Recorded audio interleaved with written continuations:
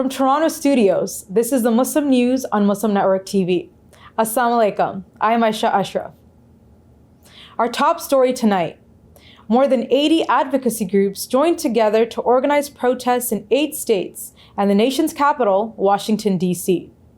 They are calling on the Biden administration to close all federal immigration detention facilities. They are also demanding the release of detained immigrants and a halt to deportations. The initiative is a response to President Joe Biden's earlier campaign promise to create a humane and just immigration system. The coalition noted despite campaign promises, the Biden administration has seen an increase in enforcement, detention, and surveillance.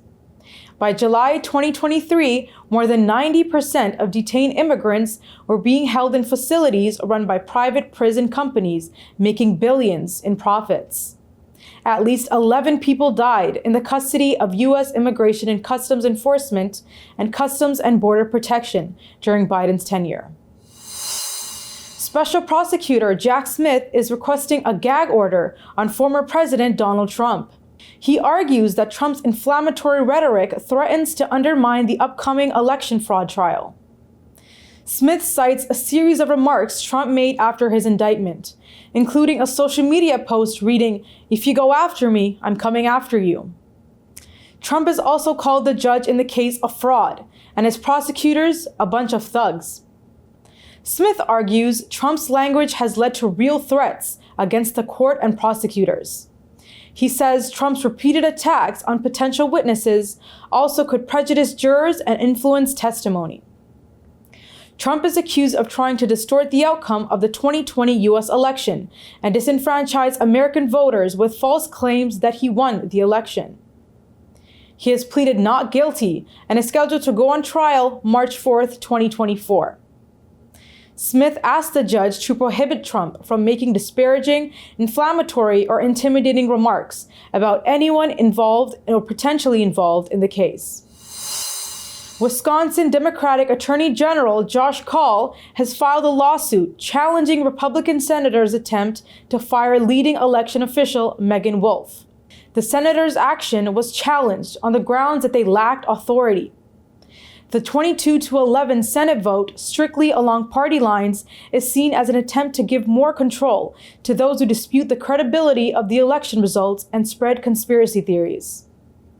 After the 2020 presidential election, in which Joe Biden had a narrow victory over former President Donald Trump in Wisconsin, Wolfe faced criticism from Republicans. They repeated Trump's unsubstantiated accusations of voter fraud. Although her term ended July 1st, the 3 Democratic members of the Wisconsin Board of Elections were reluctant to reappoint her. They feared a lack of confirmation from Republican senators.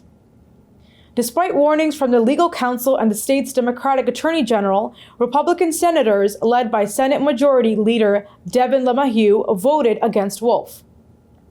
Josh Kaul noted the larger story is the open defiance of state law to foment baseless attacks against democratic institutions. According to the Wisconsin Legislative Council, Wolfe's only recourse is legal action. Nabil Heather, a former San Jose, California police officer, has settled a lawsuit with the city's police department. He filed it in 2018, Heather alleging that he was constantly harassed and discriminated against because of his race, national origin, and religion.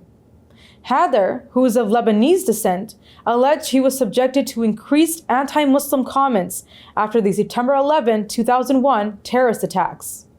He claims the comments falsely associated him with terrorist groups and car bombings.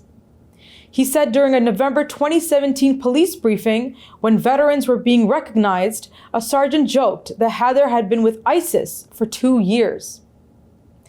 The city acknowledged the incident and suspended the sergeant and another officer for 1 week for their Islamophobic remarks.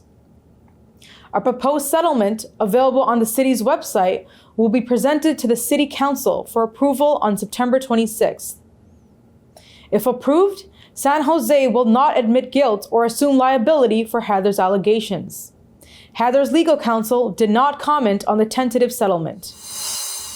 The Intercept has revealed a secret arms deal between Pakistan and the US earlier this year played a crucial role in securing an International Monetary Fund bailout package. The online news outlet claims internal government documents from both countries show these arms sales were designed to equip the Ukrainian military and draw Pakistan into a conflict. The US expressed dissatisfaction with former Prime Minister Imran Khan's neutral stance in the Ukraine war, according to documents.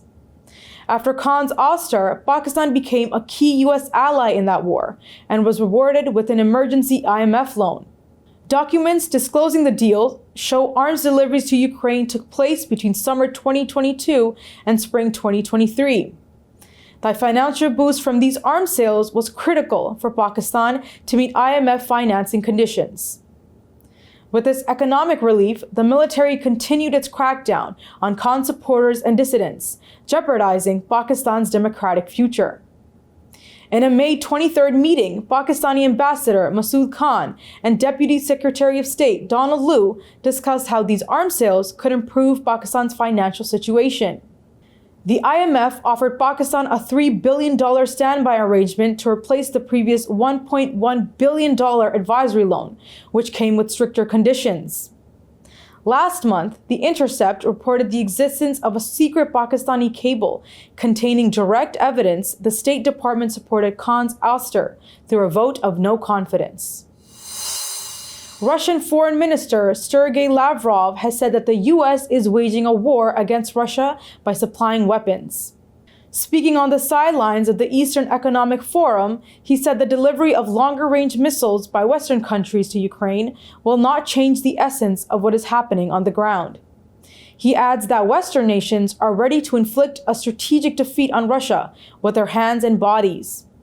Earlier, the Pentagon announced $175 million in additional security assistance to Kiev. The latest package includes, for the first time, depleted uranium munitions for Abrams tanks that have already been promised. German president says Islam belongs to country. Details of the story comes after the break. Stay tuned and we'll be right back.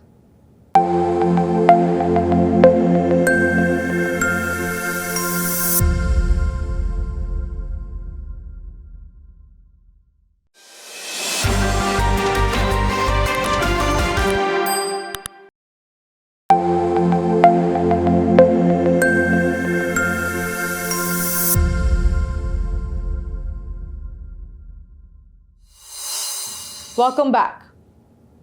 German President Frank-Walter Steinmeier says Islam belongs to Germany and Muslims have a right to live their faith freely. He spoke at the 50th anniversary celebration of the Association of Islamic Cultural Centers in Cologne. The 2,000-year-old city on the Rhine in Western Germany is considered the nation's cultural center. Steinmeier's remarks come on the heels of a recently published report that found racism and Islamophobia are part of everyday life in Germany. The report, published in June by Berlin-based Alliance Against Islamophobia and Muslimophobia, says over 800 anti-Muslim incidents were registered in Germany in 2022. Many of the recorded cases of racism involve women.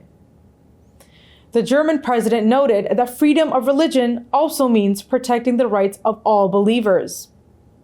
Germany is home to the second largest Muslim population in Western Europe after France. According to official figures, roughly 5 million Muslims out of a total population of more than 84 million people live there. A group of people gathered in Vienna this week to protest the ban on abayas in French schools. Protesters believe the ban is a violation of personal freedoms and that women should have the autonomy to decide how they want to dress. Participants wore long dresses and held banners with the slogans, "Abaya is our right and identity," "Do not judge women by their clothes," and "My clothes, my choice." They believe the ban is a sign of increasing Islamophobia in many countries. The French education minister announced female students wearing an abaya will not be able to attend classes in the new school year.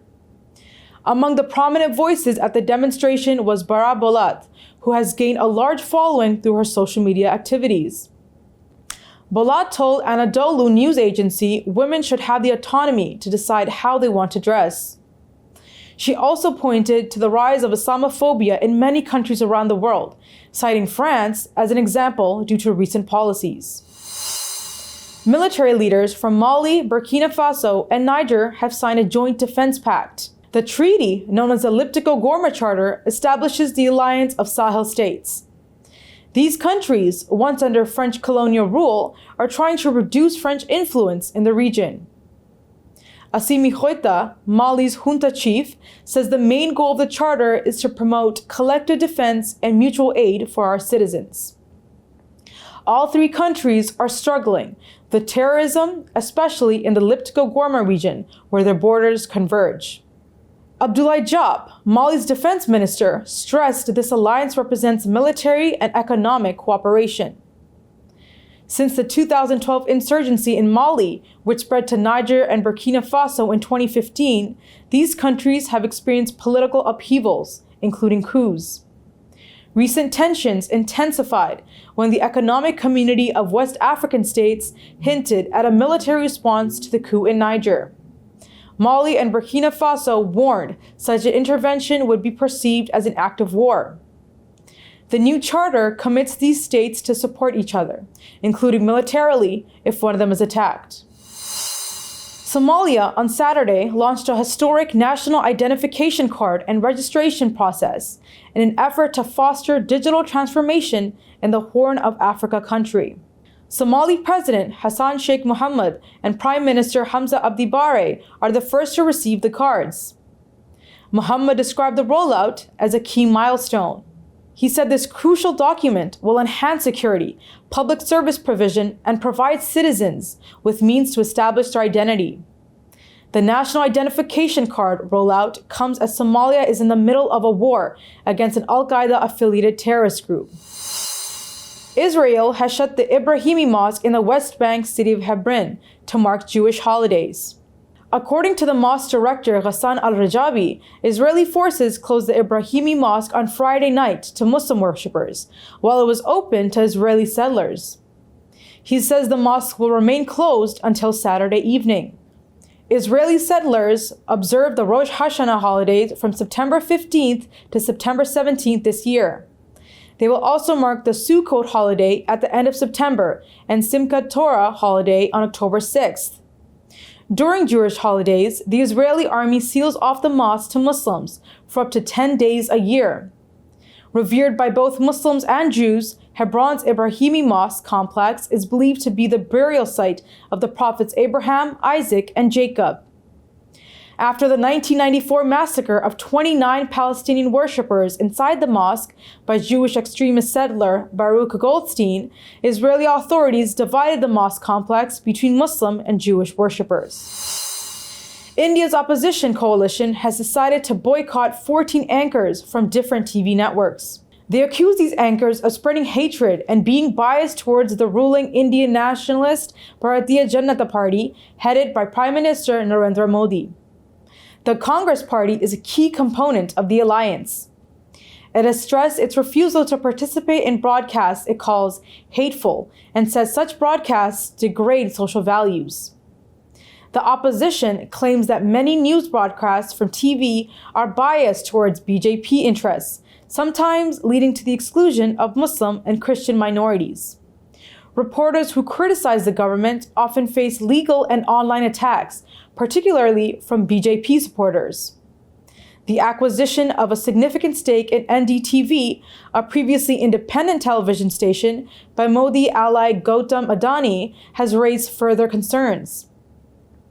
India's position in the Global Press Freedom Index has become worse and now ranks 161st out of 180 countries. That's all from our Toronto studios tonight. Thank you for tuning in. You can subscribe to our YouTube channel and hit the bell icon for the latest updates. For more content, keep watching Muslim Network TV or visit muslimnetwork.tv. Salam and good night.